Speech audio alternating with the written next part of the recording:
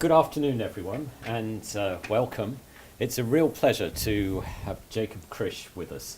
Jacob's visiting us as a sabbatical visitor. He's been here for a couple of weeks. He'll be here until the end of the month. And Jacob works at the University of Ottawa in Canada. Jacob's been there since 2012. He did postdoctoral studies and his PhD at the University of Harvard.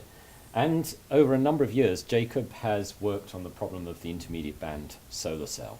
So we met, I think, in 2013, where Jacob gave a really nice talk at the IBPV Photovoltaics conference on his theoretical work on the intermediate band solar cell.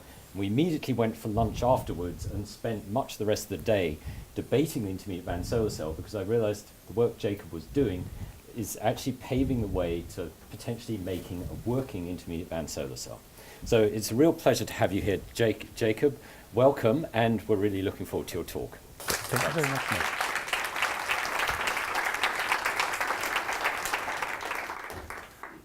Nick. It's a real pleasure and an honor to be able to talk about solar right here, which I really think of as one of the centers of solar research in the world. It's been wonderful getting to know some of you over the last few weeks, and I hope I'll get to have more conversations with more of you in the next 3 weeks before I have to go back to the frigid summer of Canada. So today I'm going to describe some work, some sort of status update on intermediate band materials and their devices, and give a sense of where I see the future going for this. As Ned mentioned, I'm a theorist, so I have a lot of collaborators who actually make devices, who make materials, who do all kinds of things that I just think about. And there's a very long list of them at a very large number of institutions. I just have in bold some of the people whose work in particular I'm going to be talking about today, both from my group. Edward is a master's student right now, and Matt is a postdoc, and Akshay is a former student of mine. But I'll also be highlighting some work from my colleagues, Karen Hinzer's group, Ross Cheriton, and some experimental work done by Renee Scher, who is now in Middlebury, but was working with Erin Lindenberg at Stanford when she did the work, and also some work of Joe Sullivan, who was a PhD student of Tonio Buonassisi's in MIT. Now, all the other people, I should highlight their names as well, because I will be touching on things that they have contributed to this, but it's enough. So just because I'm going to be here for a few weeks, I wanted to give some sense of the other things that go on in my group. So today I'm going to be talking about the topics on the left, which are intermediate band materials, what they are, and how to model them as devices.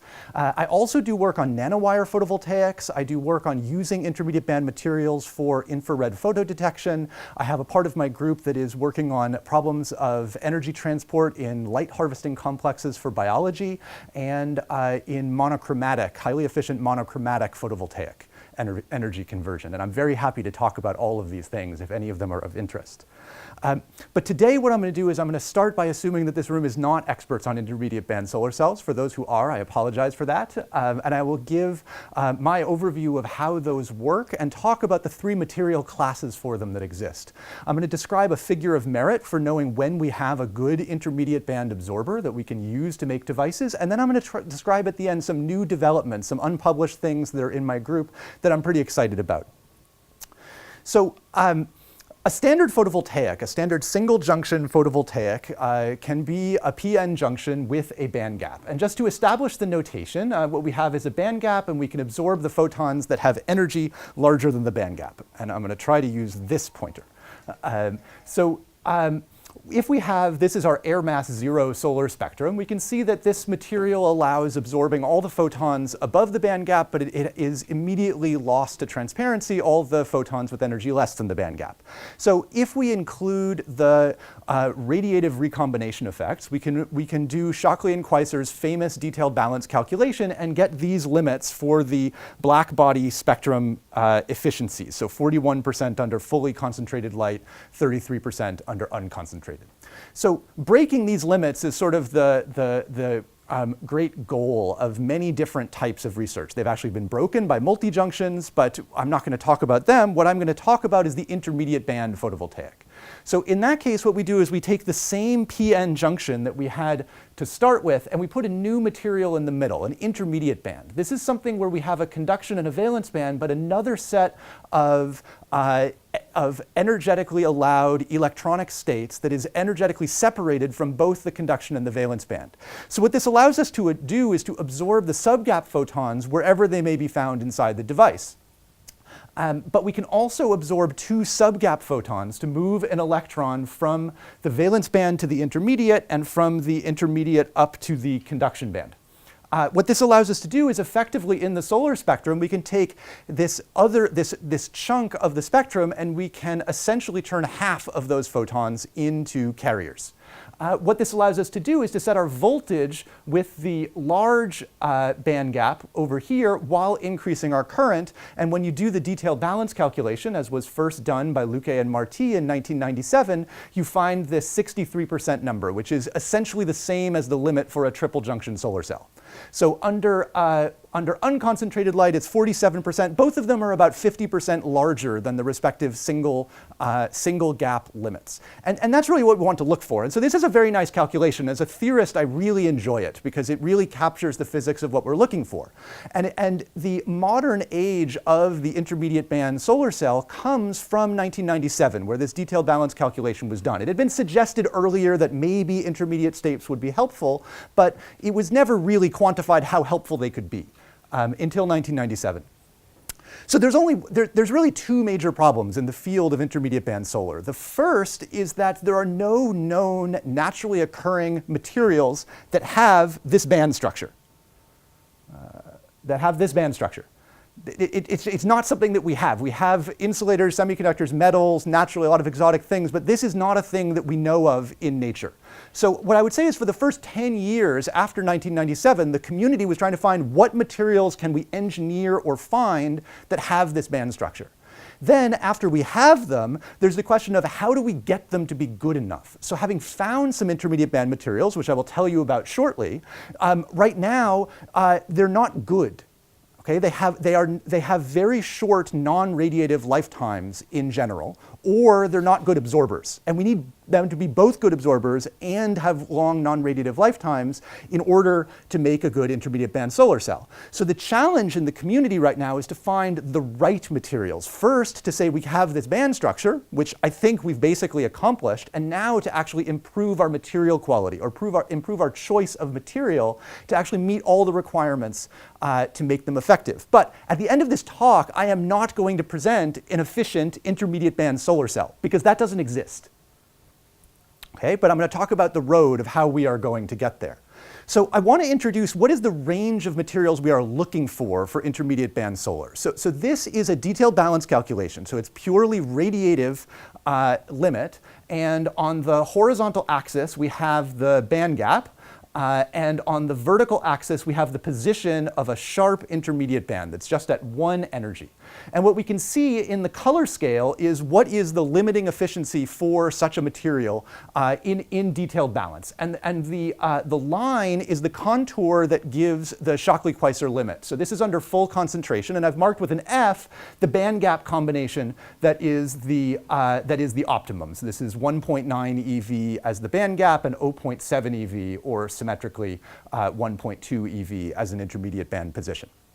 Okay, which was worked out by Luque and Marti. We can do the same calculation at 1 sun, and we can see that it's still a very broad range of materials where we can be, in principle, beating the Shockley-Queisser limit. The overall efficiencies have gone down, as they always do when we are not under concentrated conditions. And our optimal gap has shifted up to being closer to 2.4, 2.5 EV. There's a feature in this that I want to draw attention to, which is that there's this symmetry between the intermediate band being on the valence band side or the conduction band side of mid-gap, but there's this trench going right down the middle where the efficiencies really plummet. And that's really an artifact of the assumptions. What's being done in these calculations is to assume that each photon is absorbed by only the transition that is the lowest energy transition that can do it. Okay, so what does that mean? That's a really good thing if you want to find the peak efficiency but it's not really good at this region. So if we go look at the schematic in the upper left, we've got 3 photon transitions to consider. So there's the smallest energy one from the intermediate band to conduction band, there's the medium one going up to the intermediate band, and there's the valence to conduction band transition, number 3. Now, if we have a photon that can only be absorbed by the lowest energy transition that it can do, then with the same color coding as these arrows, we see that from Eg minus Ei up to Ei, we can absorb these to take the intermediate to the conduction band. Then we have this slice that goes from the valence to the intermediate, and then we have our valence to conduction band absorption. Now, you can see that as drawn, these are not current matched. We want 1 and 2 to be the same number of photons. But when we're not current matched, and our efficiency falls away. It actually gets to be a really bad thing as the intermediate band drops toward the middle of the gap, because now we're really starving this transition. This transition from the intermediate up to the conduction band has almost no photons available to it, but that was an assumption.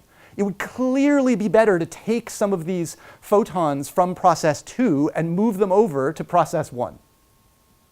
Okay, that would clearly be better. And so if we allow that in our calculation, then we can get rid of this trench. So if we allow the optimum choice of those, not to allow overlapping absorptions, then we really fill this out into a broadly featureless range of materials that goes that beats Shockley-Queisser, this is at 1 sun, from about 0.6 eV all the way to over 4 eV for a big band gap, and then with the intermediate band wanting to be somewhere broadly in the middle of that. And that's the space that we're looking for. So if you have a material that looks like it has an intermediate band structure that is somewhere in that range, then it's interesting to pursue to potentially break Shockley-Queisser. Okay. Now, the intermediate band is enough of a challenge for making materials, but there are variants of it that hope to solve some of the non-radiative and radiative recombination problems that are inside. I want to highlight 2 of those. One of them is some work almost 10 years ago now from Jean-François Guillemot's group, where they proposed that if you had a magnetic material where you have spin up and spin down states that end up being split from each other, and your intermediate band is only made out of, say, the spin up electrons, but the conduction band minimum is from the spin down, then you can do this 2-photon absorption, then you can have a relaxation down to the conduction band minimum, but the non-radiative event requires a spin flip, and so it might be slow. So you could get your optical absorption without having this non-radiative process. This, I again love as a theorist. The problem is what material has this band structure. So if you know of any, people are very interested, but I'm not aware of any material that does this. But if it did, it would be great.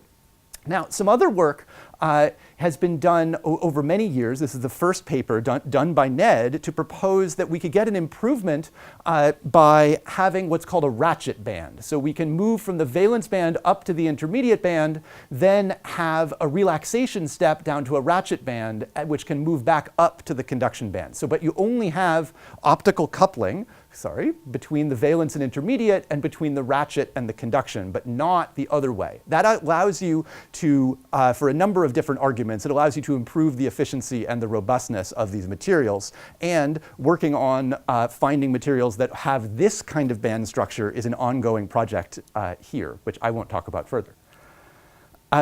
So for the traditional intermediate band structures, there's 3 broad material classes that have been proved over the last 20 years. Those classes are quantum dots, which I will talk about a bit at the end, highly mismatched alloys, and hyperdoped silicon. It actually doesn't have to be silicon, it's just that that's the only one that people are actually looking at in this case. Okay, so I'm going to talk a little bit about each of these categories. So highly mismatched alloys are a material class that has been studied for LEDs and for materials in multi-junction solar cells. These are, for example, the dilute nitrides in gallium arsenide. Zinc telluride oxide is one, zinc telluride with chrome. There's a whole family of different materials that have been looked at. The hyperdoped silicon means you're putting deep level states into silicon, which is something I know there's silicon PV people around. It's sort of a horrific thing to do from a silicon PV perspective, but from an intermediate band perspective, we're trying to see that we can actually get something from that. So right now, the best bulk intermediate band solar cell devices that have been made so far are in the highly mismatched alloy class. So there was one made in 2011 in the gallium arsenide nitride system. There's more recently some work in the zinc telluride with chromium class. And for this room that is used to looking at JV curves, you can see that these are really bad solar cells. This one is less than 1% efficient. Now, the interesting thing is that this voltage is higher than you would expect based on, if it is indicating that there is some intermediate band process going on, because that voltage is higher than it would be if you didn't, but it's still not working well. This zinc telluride with chromium is recent. It's 6% efficient, which is at some level the best we've done, but they have not proven that they have this sub-gap 2-photon absorption to produce current. So, I mean, right now, until they prove that, this is just a not particularly good normal solar cell, as far as I'm concerned. Now, the quantum dots, the best quantum dot intermediate band solar cell is about 18% efficient. They started with a 21% efficient gallium arsenide solar cell and put quantum dots in it. And so it has the sub-gap absorption, but I don't know what to do with that. I mean, the intermediate band has not improved the efficiency with quantum dots inside, which is why I don't put it here. Now, in these materials, they clearly have a lifetime problem. Okay, this is really clear. But one of the other things about them is that they chose their layer thicknesses sort of just by guessing. They grew these materials, they picked their intermediate band material, they engineered it carefully, but they chose their layer thicknesses just kind of to be round numbers. Okay? And part of that is because there is no tool to allow device modeling that includes the intermediate band that exists. Now, especially when your materials are poor, choosing your layer thicknesses so you get the sub-gap absorption you want, but you minimize the non-radiative process is essential. So I'm not saying these would be highly efficient materials if they had only optimized their layer structures, but they could certainly be better than what they are. And we don't know what that limit is because we haven't had an ability to do that device modeling in intermediate band materials.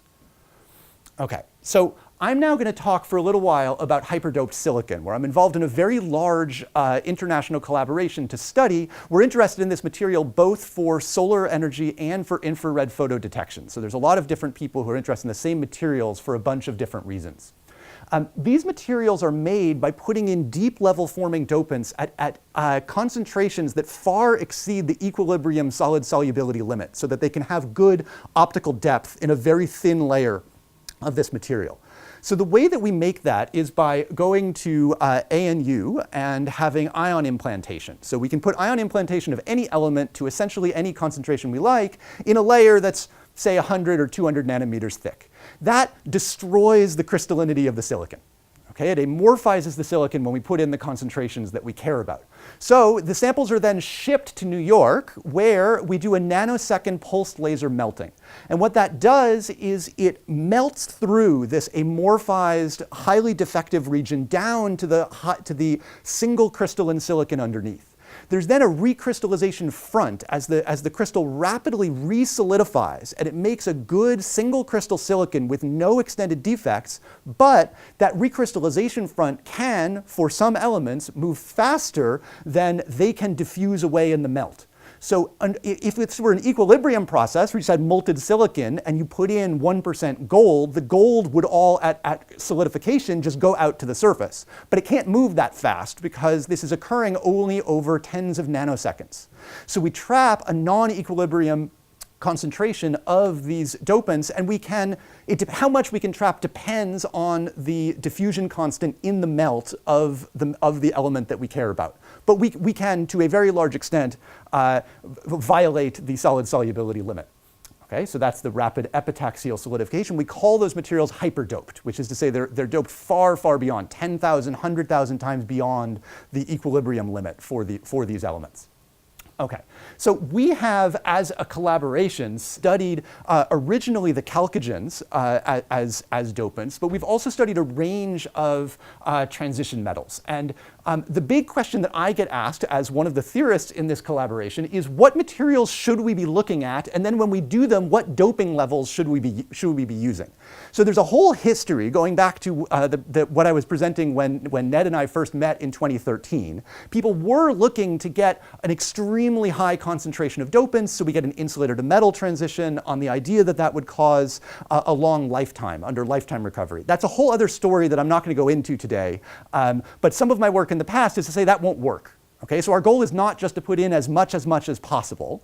So now we need to think more strongly about what would actually be a good element and what would be a good concentration of that element to put in to optimize the process. We want to have something where we win more from that subgap optical absorption than we lose from the non-radiative recombination through these mid-gap elements. Okay, that's our challenge. So in order to do that, what I want to do is to talk about what is a good figure of merit for an absorber. Now we know device level figures of merit. The ultimate one we care about is the efficiency, but we also have figures of merit in the short circuit current, open circuit voltage, fill factor, and the like. But those are device level characteristics. I want to consider the intermediate band alone without it being a device, and then say, well, we've got the band gaps for that material. How well do they match the detailed balance band gaps for the solar spectrum? We've got the absorptivity, the lifetime, the mobility, but what we really want is to combine these into a simple figure of merit that is that are properties of the absorber only, but give us high predictive value for whether or not an eventual device could be efficient. Okay? This is what tells us whether it's worth the hard work of making heterojunctions, contacts, all the other things that are a real challenge, especially when working with new materials, and that limit some of the devices that people make because they're not being good. And we don't want to be limited by those. We want to understand what is our absorber material, our raw potential for this intermediate band solar. So this comes out because I was asked by my collaborators, so we can put in more of this dopant, we can put in more sulfur, and we can double our absorptivity, but our lifetime goes down by a factor of 2. Should we take that trade? Like, is that a better material or a worse material or neutral? Okay? And you have to know something. So let me motivate a figure of merit that answers that question. So let me just say that a good device, a good P intermediate band N device, has an intermediate band that is of width W. Okay? And we want to have a high ratio of the carrier lifetime, either electron or hole, in this intermediate band region to its transit time, the time it takes that carrier to be swept out of the intermediate band region. So the idea is that this intermediate band region is, let's just say it's going to be a relatively poor region right now. It has a short lifetime, and we want to get our carriers out relatively fast. So we need this to be a large ratio, and we also need, if we're going to have a good intermediate band solar cell, we need to have it have a decent optical depth. Okay, so let's just say that in order of magnitude, we need its subgap absorptivity times its width to be order 1, just in round numbers. Now, absorptivities are functions of photon energy. Okay, so these are data for hyperdoped, a sulfur hyperdoped silicon sample, but for my purposes, for round numbers, that's just a constant. I'm not worried about the factor of 2 deviations in one place or another. Okay, so it's just 1 subgap absorptivity. So we can now do the only calculation I'm going to put up here today, which is a very simple one. So we can say that if we have a drift device, and this depends on the densities of states, the conductivity of the intermediate band, but let's say that we have this in a drift configuration, so we have an electric field sweeping the carriers out, like a PIN structure. Then we can approximate our built-in potential as being limited essentially by the band gap of the surrounding material, if those are highly doped. And then we can say that the electric field inside the region is just this VBI over the width, which is just our band gap over the width. And we can say that the time it takes a carrier to move all the way from one side to the other of this device is just rate times time equals distance. So it's just the width divided by the drift time, by the drift velocity. The drift velocity is just the mobility times the electric field. We can put in this for the electric field, and now we can say that if we have an optical depth of order 1, this W squared becomes a 1 over alpha squared. Okay, so we can now take this ratio of lifetime to transit time, which just means flipping this upside down and multiplying by tau. And we now have this thing I'll put a box around and call it the drift-based figure of merit. Now the nice thing is this is a dimensionless quantity that characterizes how well carriers can get through our intermediate band based entirely on material properties of the absorber. Now we can do the same calculation, I won't do it for the sake of time, in a diffusive-based device where we form two junctions at the P and the N interfaces. When we do that, it turns out we get exactly the same set of constants, but instead of being driven by the built-in potential, we're driven by the thermal fluctuation. So our energy scale goes from Eg to kT. But otherwise, it's exactly the same set of parameters. Okay? So a good device needs this to, I've just been saying carrier, I haven't specified whether it's electron or hole. There's two of these, one of them for the electrons and one for the holes. To be a good intermediate band solar cell, both of them need to be good. Okay? It's often easier to measure only one type of carrier, but we need them both to be good for good materials. Okay, so there is no direct mapping from the, let me just put that away for a moment. There's no direct mapping from the figure of merit to an efficiency. It's not that kind of figure of merit, okay? You need to know the band gaps, you need to know a whole bunch of other things. It's just one thing that needs to be good. It is a necessary but not sufficient condition to be highly efficient.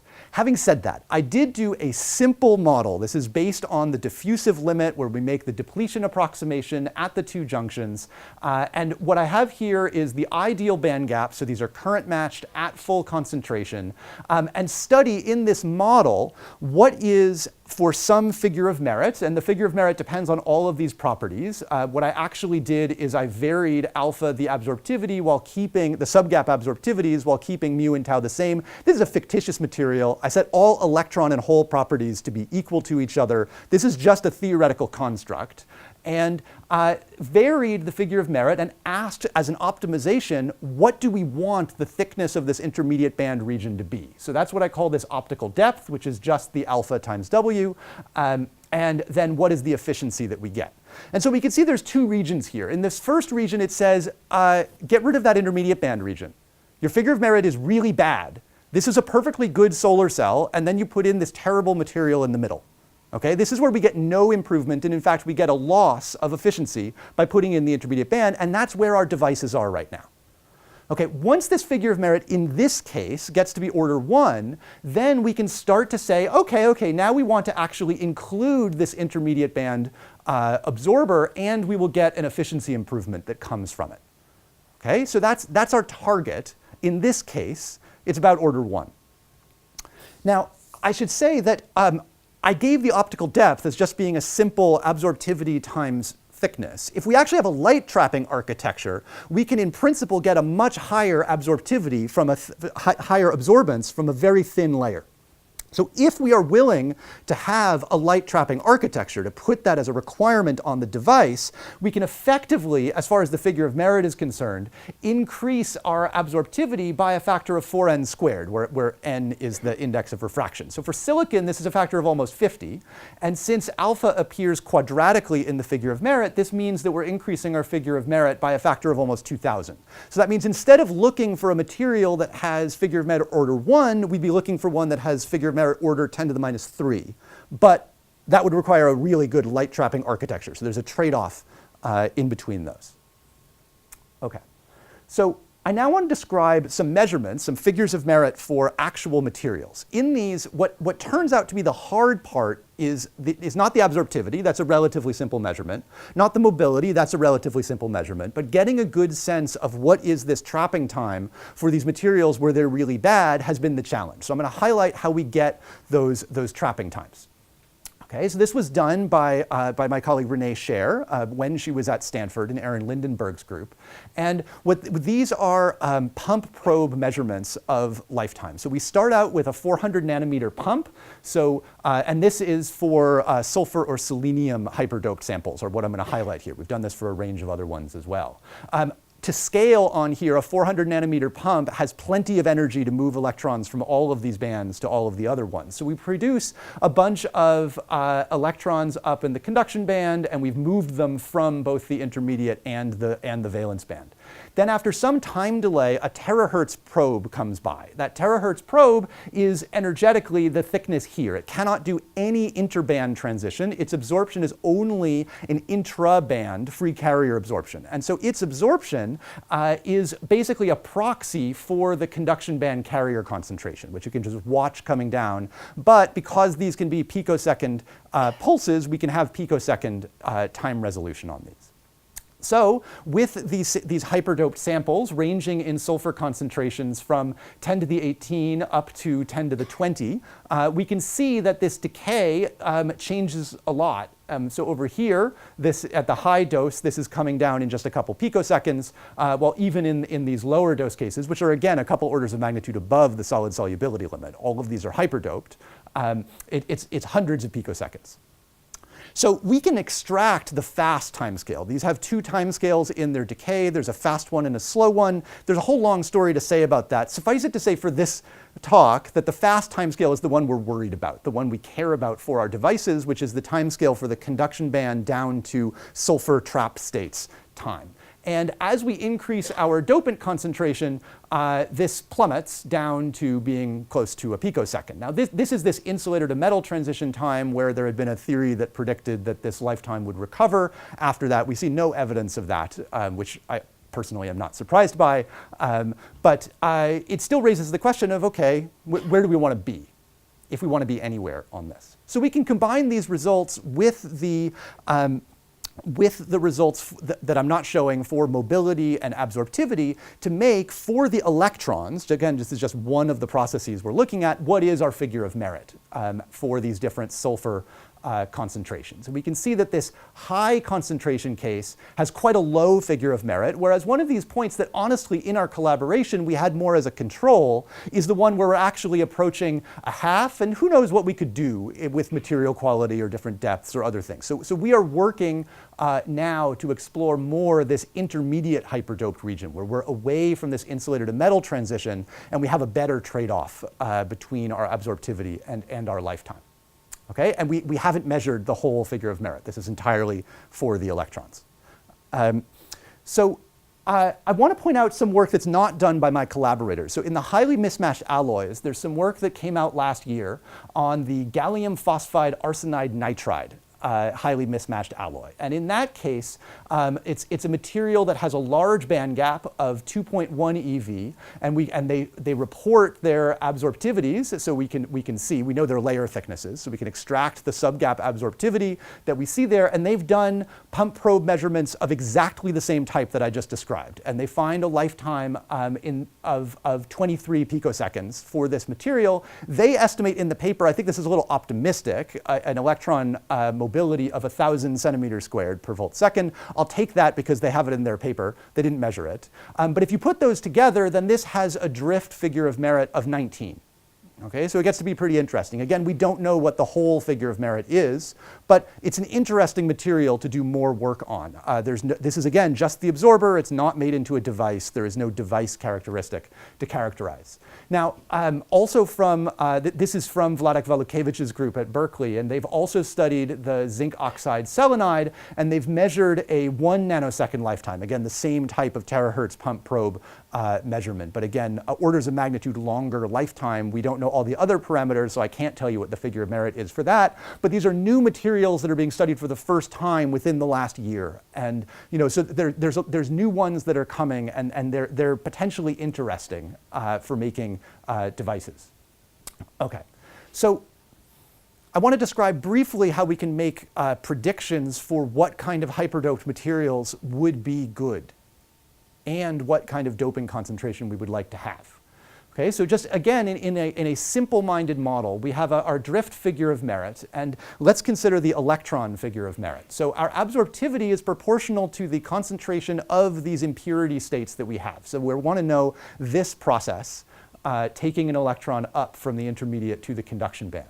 Now the lifetime goes inversely with that, with the concentration of impurities, assuming that they're independent. And there's a filling fraction dependence on those, which I'm just suppressing here for the slide. But there's optical cross-sections that tell us the strength of the subgap absorptivity, and there's thermal cross-sections that tell us the the proportionality between this lifetime and the concentration. Now, the mobility, we can say, has some portion that's independent of the impurity, and we can use a Matheson rule to add in an effect where the impurities actually start to hurt the mobility. Okay, so what we can see is that at low concentration, where the mobility is independent of impurities, our figure of merit goes up with impurity concentration, because we get this square, and this thing only comes in inversely. But then, once the mobility becomes limited by the impurities themselves, then this saturates to a constant. And we can look up, that constant depends only on the filling fraction of the impurity and the cross-sections that we can find in the literature for these processes.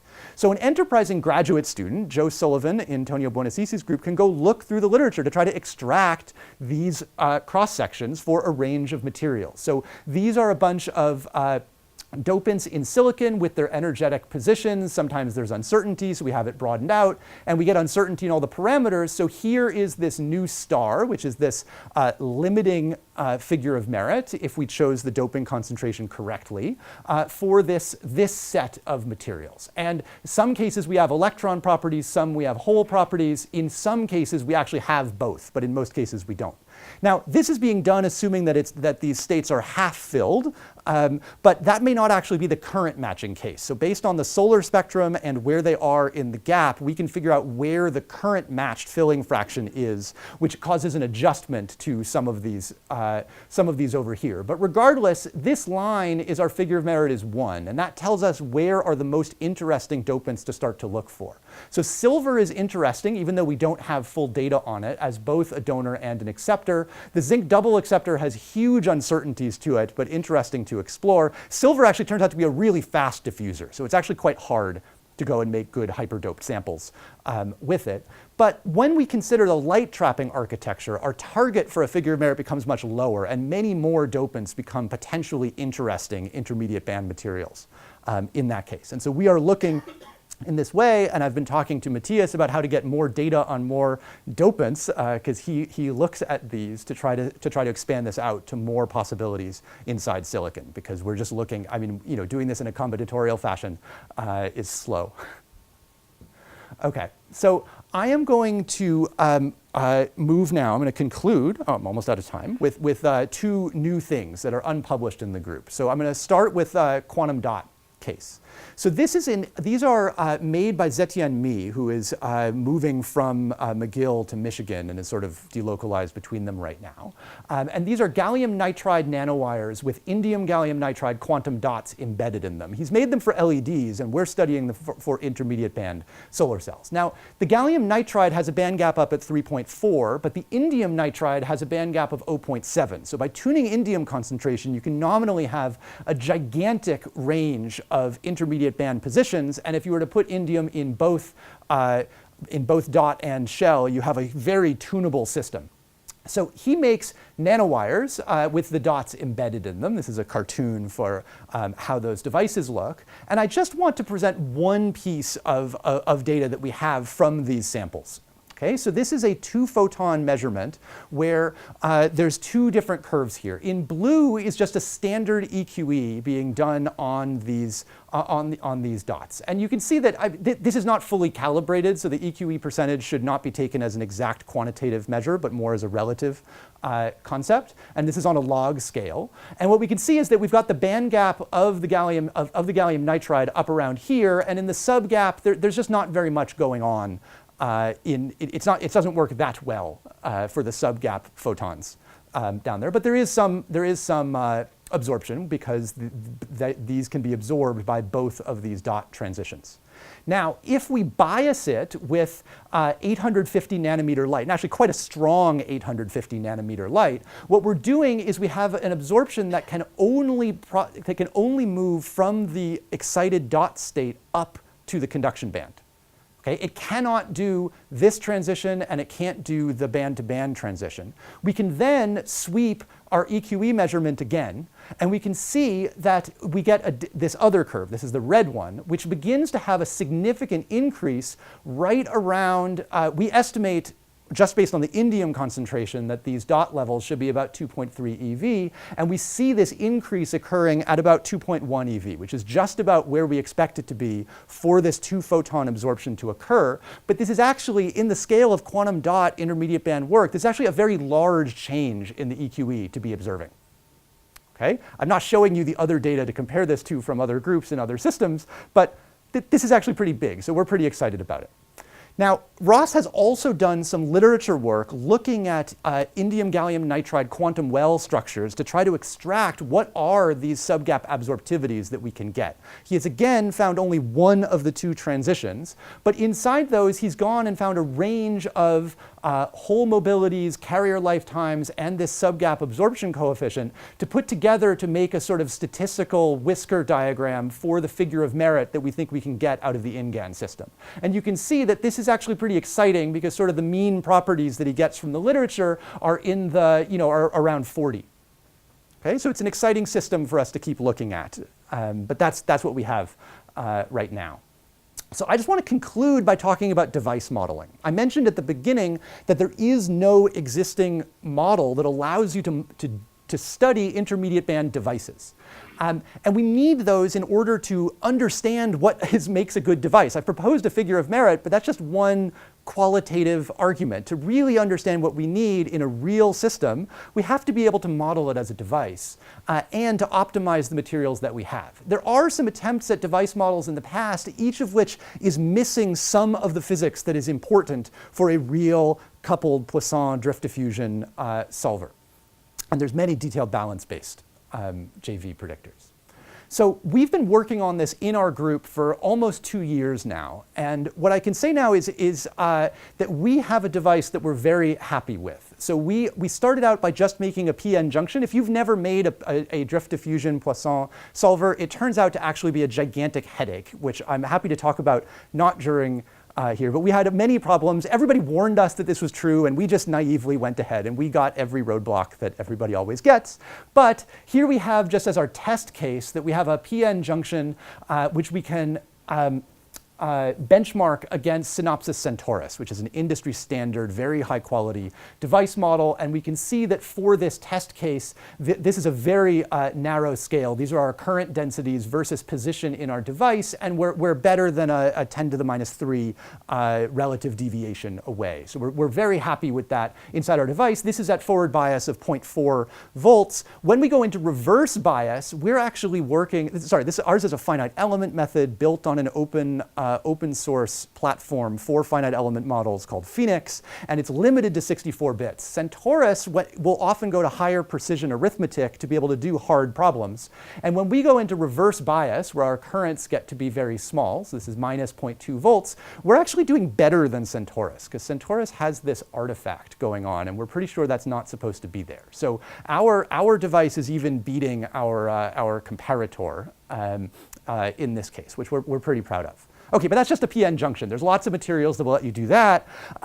We have now begun putting the intermediate band in the dark. So what I've done is take this same structure, put in the intermediate band, and put in 3 different concentrations of impurity states. So 10 to the 14, which is very low, which is something that models a sort of quantum dot type density, and then more of the hyperdoped or bulk materials at 2 different levels, 2 times 10 to the 17 or 2 times 10 to the 18. There's a bunch of other parameters. These are not chosen, they're not current match, these are just a test case, okay? And these figures of the dark IV are 2 days old, okay? So this is just our dark property of these diodes in series.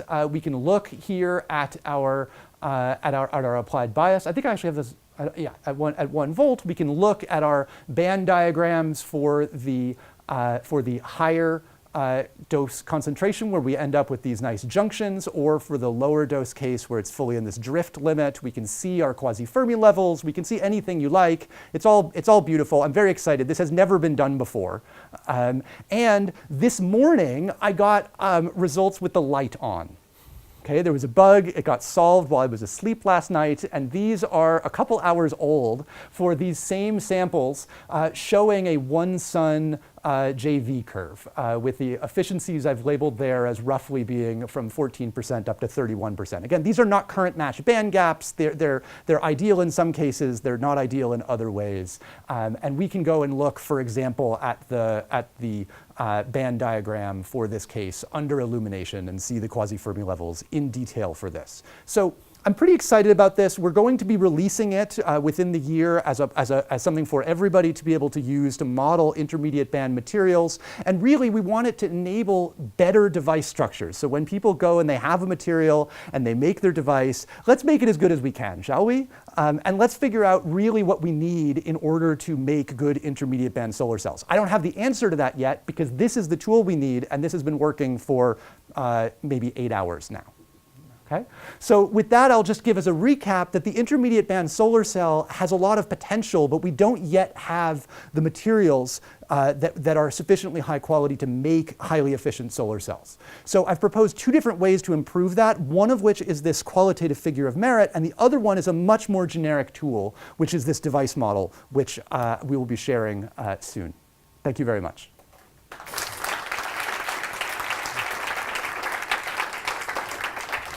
Thank you very much, Jacob, for a very clear and exciting presentation on intermediate band solar cells.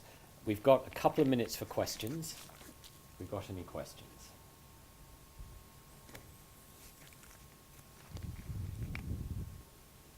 I'll ask you one, Jacob. Do you want to just quickly elaborate a little bit on your objection originally to the sort of hyperdoped silicon, and then, you know, how what you're doing right now is improving on it? So with lifetime recovery, you mean? Exactly. Yeah. So there was an argument, which I have a whole other talk for, but I don't have the slides set up for this, that said that when you put a very high concentration of dopants into a semiconductor, you would get an insulator to metal transition. Those would the wave functions would overlap. You would get metallic extended states, which I have no objection to. It's a great and true statement. The claim was that once you did that, your non-radiative lifetime would go up because your thermal capture cross-section would go down. And that turns out to be a misunderstanding. And it's a somewhat subtle argument that I can't put here, but what it means is that my collaborators, before I joined the collaboration, had spent a very long time trying to get the highest hyperdoped concentration they could while still maintaining single crystal silicon. And that was the goal, because they wanted to get across this insulator to metal transition as far as they could. Okay, with the idea that then you would have a win-win. You would have a lot of intermediate band states, you'd get a strong subgap absorptivity, but your lifetime would get long. And it would be beautiful, and it would be because of the physics of insulator to metal transitions, which as a condensed matter theorist, I love, and it brought me into this field to say that's relevant to solar energy, but it turns out not to be. So this target for the insulator to metal transition turns out to be a not good goal. And I've spent years trying to develop the tools to try to shift my collaborators away from going to the highest hyperdope concentrations to try to go to the smartest hyperdope concentration. But that's a lot harder to characterize than just what's the most you can do. And that's one of the reasons we're building this tool. That's great. Thank you, Jacob. Gavin. Yes, thanks very much, Jacob. Great tool. On the solver, the model, that sounds a great step forward. So I'm really excited about that. That's really nice to try that out. But how does it deal with the various different problems in intermediate band, such as the absorption or the absorption ranges, the current matching requirements for between the 2 different levels? And the other issues in there. So how does the solver do it? Yes. So those are issues for making a good intermediate band solar cell. As far as the solver is concerned, you can give it a bad one and it will tell you have a poor JV curve. Okay. So what it does is it models, we have a light intensity that comes in. It will be absorbed according to the absorptivity. The absorptivities of the subgap transitions depend on the filling fraction of that intermediate band, so it can be photofilled or photodepleted. We have recombination processes. We can include whichever physics you like, whether it be radiative or Shockley-Reed or Auger, and then it will solve the Poisson and drift diffusion equations to get the currents inside. I mean, inside this piece over here, we have at this point, these are the different band contributions to the current right here at 0.2 volts. So you can see the intermediate band has actual transport that's occurring inside it. That doesn't reach the contacts, but we are getting intermediate band transport inside this material. Here are the electron and hole currents. And this is the total current, which of course is constant through the material. So you are, as a designer, need to choose them so that they become well matched, but the solver does not have any such requirement. Good. Well, I think that's a great point to end on. Thank you so much, Jacob, for an inspirational talk. Thank you very much.